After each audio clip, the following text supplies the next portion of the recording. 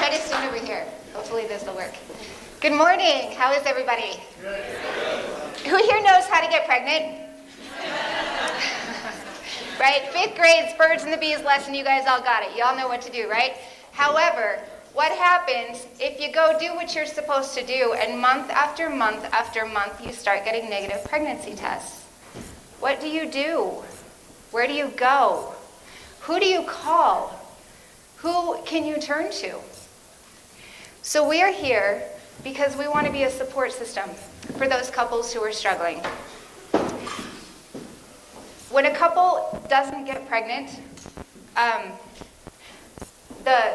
the fun that is supposed to be making a baby turns into scheduling and tracking. It turns into waiting, wondering, worrying, what is wrong with me? What's wrong with my body? Why is my body broken? What's happening? So many questions start to go through these couples' minds. And it's not good for them. It's a level of pain that is so deep and so intense that it becomes hard to cope with everyday life. I'm September, and I'm a mother of 7 today. However, at one point in time, I struggled with recurrent miscarriages. So my whole passion in life at this point is to help people overcome infertility.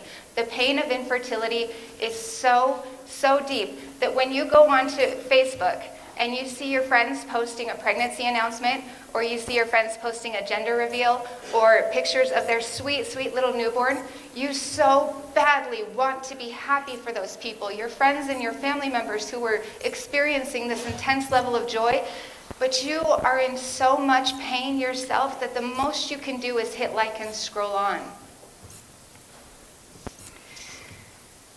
So we're planning a fertility conference. This conference is going to be held at the end of May 26th. And so on May 26th, we're going to be doing a fertility conference. And what we're going to be offering, we're trying to reach 2 different groups of people. We're trying to reach the couples who are just getting married and planning on starting a family within the next few years. And the reason that we want to reach them is because we want them to be prepared. Do you know that the word honeymoon comes from the fact that in a certain culture, couples were required to drink a fermented honey drink for 30 days or a full moon cycle before they were allowed to marry? That's where the word honeymoon comes from. Traditional cultures. Don't go buy meat at the store, though, because it's probably not high quality, probably not what you want to be drinking. Some of it is.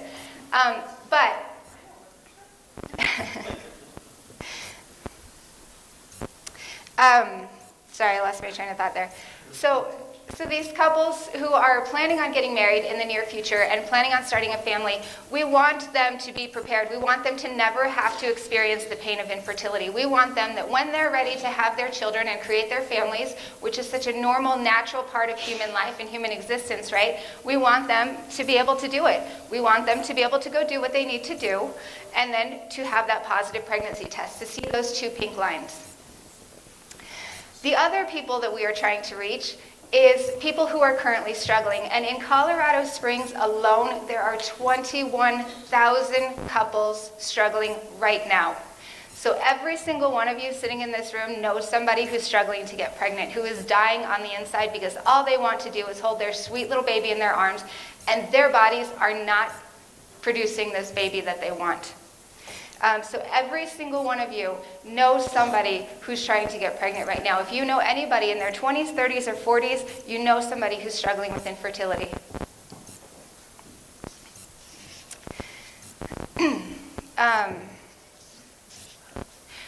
So at this conference, we're not actually only talking about pregnancy. We also want to speak to couples who are going adoption, who are going surrogacy, who are doing things like that, other options that are out there.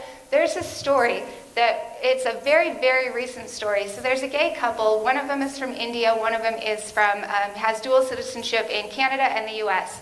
They get married. They decide a few years later that they want to have a family. So they each fertilize an egg. They find a surrogate, and each one of them fertilizes an egg. They implant these 2 eggs into the surrogate. They both take, they both keep, they both grow into healthy baby boys, right? A beautiful thing, and now they have their family. Well then, the one that has dual citizenship gets a job offer in Los Angeles. And so they move the family back to LA. When they get there, they say, hey, let's get these boys U.S. citizenship. So they petition the government and they say, we want citizenship for these kids. And the government says, okay, we have to do a DNA test and tell us which one of these actually has the right to U.S. citizenship. Twin boys, right? So they do the DNA test. They keep petitioning the government because they say this is ridiculous. They're twins. They should both have rights.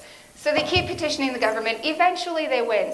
But the point is that we're going to have a fertility attorney at the conference talking about things like this: surrogacy contracts, adoption contracts. What are the laws in Colorado regarding fertility treatments? What do health insurance companies have to cover? Things like that. So again, May 26th, it's an all-day event. It's going to be held at UCCS. And if you know anybody who is struggling or who has any ties to the infertility community whatsoever, please, if you have a brick and mortar business, I have rat cards, please put them out in your business for us, because these couples don't talk to you. They're not going to tell you that they're struggling. Why would they? So we need to be there for them.